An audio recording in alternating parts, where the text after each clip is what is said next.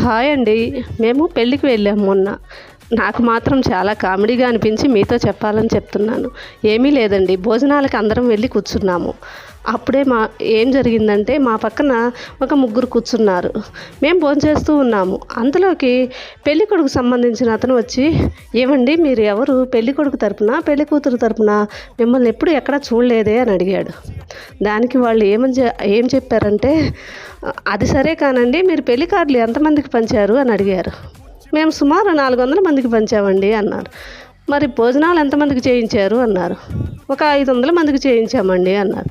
ఎందుకని 400 కార్డులు ఇచ్చి 500 మందికి చేయించారు అని అడిగితే, అదా ఏం లేదండి, పైన వర్కర్సు బయట నుంచి వచ్చేవాళ్ళు వాళ్ళు వీళ్ళు ఉంటారు కదా, తక్కువ కాకూడదని చేయించామండి ఒక 100 మందికి ఎగస్ట్రా అన్నాడు.